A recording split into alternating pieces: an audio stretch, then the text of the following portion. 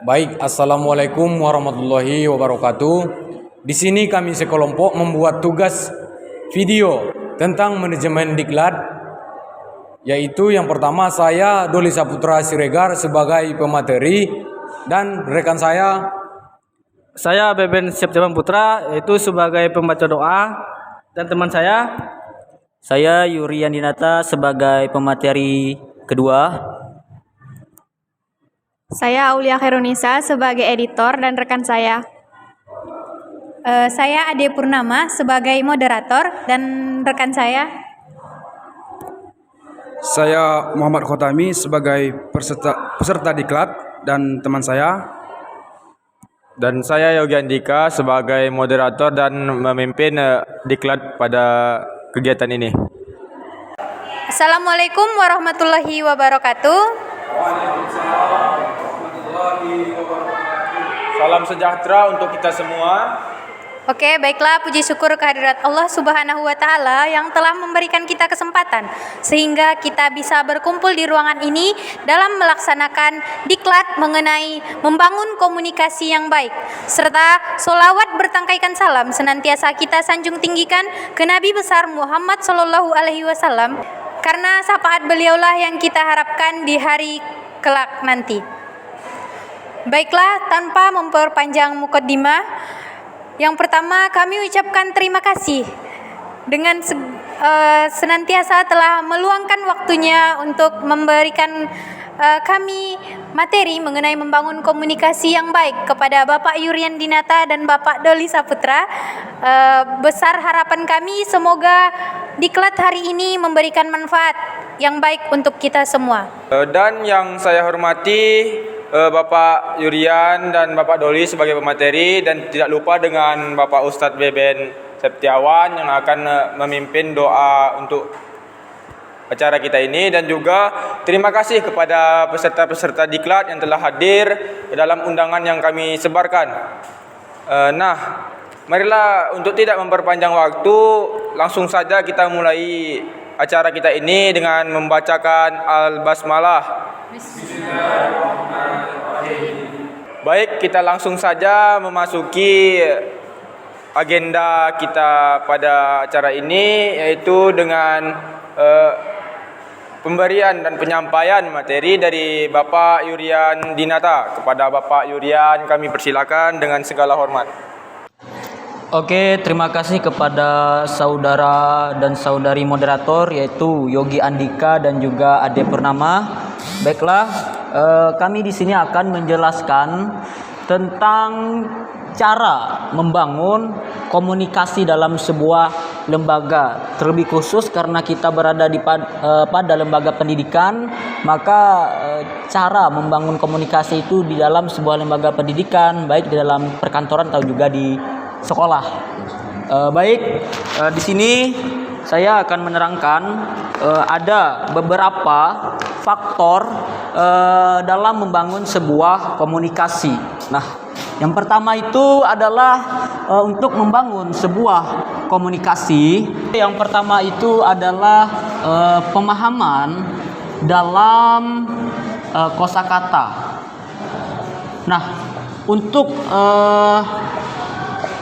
membangun sebuah komunikasi, tentunya staf dan juga pemimpin atau antara staf itu perlu memahami kosakata dalam komunikasi dalam sebuah lembaga sekolah atau pendidikan.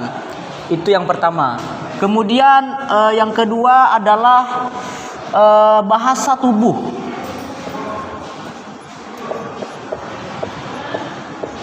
Nah, dalam komunikasi, untuk menciptakan komunikasi itu tentunya didukung dalam bahasa tubuh.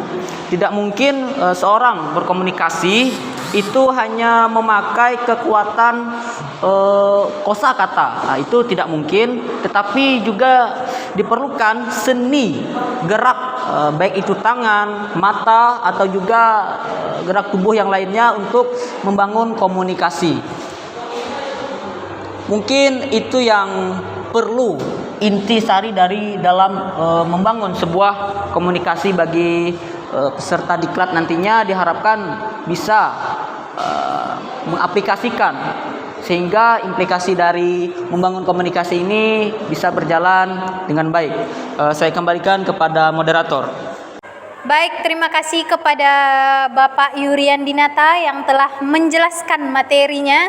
Semoga kita semua dapat mengambil inti-inti dari materi yang telah Bapak Yurian Dinata jelaskan.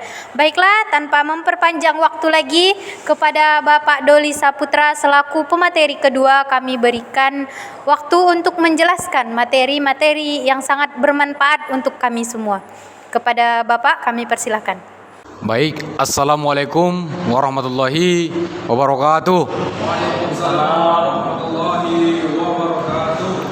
Sebelumnya saya berterima kasih kepada para hadirin yang telah dapat berkunjung ke acara diklat kita pada hari ini. Dan saya untuk di sini berdiri untuk melanjutkan materi dari saudara saya, yaitu Bapak Yurian Dinata, yang sama-sama kami datang dari suatu lembaga kependidikan yang diundang untuk melaksanakan diklat pada hari ini. Di sini saya akan membahas tentang membangun komunikasi yang baik.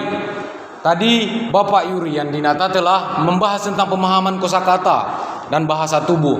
Untuk membangun komunikasi yang baik itu ialah kita harus ada memahami kosakata ini.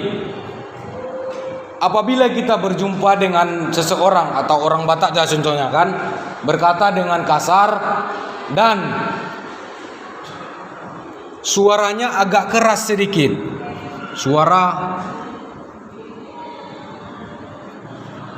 Suaranya agak keras.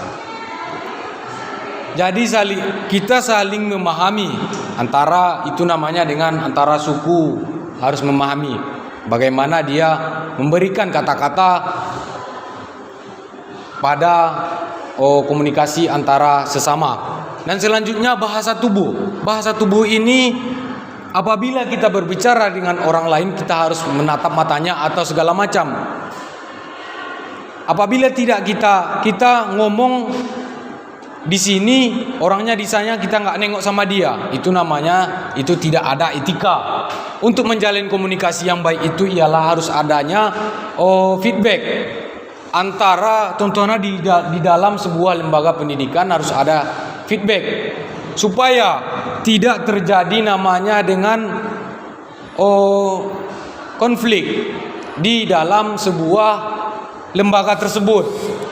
Apabila konflik ini terjadi di dalam sebuah lembaga, itu akan terjadi sebuah perpecahan atau menjadi kubu-kubu, kubu satu atau kubu dua.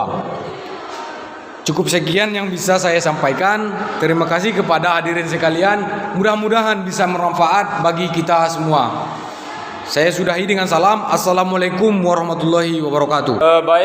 Kami ucapkan terima kasih kepada Bapak Doli yang telah memberikan arahan tentang membangun komunikasi yang baik serta konflik. Dan bagi para hadirin, untuk peserta diklat, jikalau ada yang ingin ditanyakan, kita membuka sesi pertanyaan dan jawaban untuk satu orang. Pada hadirin sekalian yang ingin bertanya, kami persilahkan dengan segala hormat. Baik, kepada peserta diklat yang ingin bertanya, silakan perkenalkan nama, asal dan muasalnya. Baik, terima kasih moderator. Sebelumnya, kenalkan nama saya Muhammad Khothami. Saya dari program manajemen pendidikan Islam. Jadi saya ingin bertanya, jadi gini, komunikasi sudah dibangun, tetapi masih ada timbul ketidaknyamanan antara baik itu staf sama staf ataupun staf dengan pemimpin, sehingga menurut saya akan menjadi sebuah potensial konflik di masa depan. Jadi bagi pemateri, jelaskan bagaimana tanggapan pemateri tentang masalah ini, karena masalah ini sangat banyak rawan di lembaga atau di sebuah organisasi. Sekian, terima kasih moderator. Baik, terima kasih kepada hadirin peserta diklat yang telah bertanya, dan kami minta waktu untuk Bapak Yurian Dinata atau Bapak Doli yang bisa menjawab pertanyaan dari peserta diklat. Kami persilakan. Terima kasih kepada saudara Muhammad Khotami yang telah bertanya ya. Jadi pertanyaan saudara ini bagaimana jika komunikasi itu sudah dibangun tetapi tetap terjadi ketidaknyamanan antara staf dengan staf atau juga staf dengan pemimpin, sehingga ini memicu nanti terjadinya konflik di masa depan. Begitu kan saudara Muhammad Khotami? Ya. Jadi di sini saya akan menjelaskan lebih dalam mengenai pemahaman kosakata. Jadi untuk membangun komunikasi itu tentunya terjadi di antara dua orang atau juga satu orang dengan kelompok atau kelompok dengan kelompok. Jika tidak ada, maka itu tidak akan terjadi komunikasi. Itu namanya berbicara sendiri, monolog bahasa sastranya. Jadi tentunya dalam pemahaman kosakata itu perlu menggunakan kata-kata yang memang mudah dipahami, kemudian tidak menyinggung perasaan orang, kemudian lagi juga memang sederhana dan singkat, padat dan jelas. Itu akan lebih membuat seseorang itu bisa menerima dan juga bisa memahami apa yang kita sampaikan. Kemudian juga bisa dibantu dengan bahasa tubuh, yaitu dengan gerak-gerik. Contohnya seperti menjelaskan hormat, kita bisa menggunakan kayak gini. Orang berarti paham bahwa kita menghormati, walaupun kita sudah mengatakan dengan hormat gitu kan. Itu salah satu contoh komunikasi untuk membangun dalam sekolah atau lembaga lainnya. Tetapi ada kalanya kan sebuah organisasi itu sudah membangun komunikasi tetapi terjadi ketidaknyamanan. Nah, berarti manajer atau juga pimpinan perlu menyelidiki bagian-bagian ini di mana kenanya.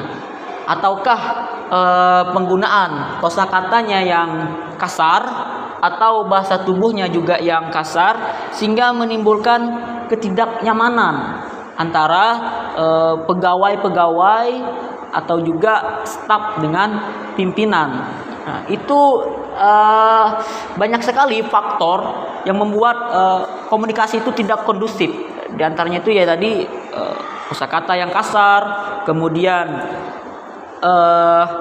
rasa ingin untuk dihormati, memandang bahwa bawahan itu hanyalah sebatas bawahan, bukan tim kerja, sehingga terjadilah ketidaknyamanan dalam komunikasi, atau juga bersifat kaku sehingga peserta atau staf itu menanggapnya itu dengan canggung. Itu menimbulkan ketidaknyamanan, sehingga ketidaknyamanan itu berakhir pada hati, kolbu yang dalam disimpan, kemudian nanti apabila dikeluarkan, itulah yang nantinya akan menimbulkan konflik. Nah, maka ini tugas manajer dalam sebuah lembaga, organisasi pendidikan, baik organisasi lainnya, untuk mengatasi komunikasi yang seperti ini.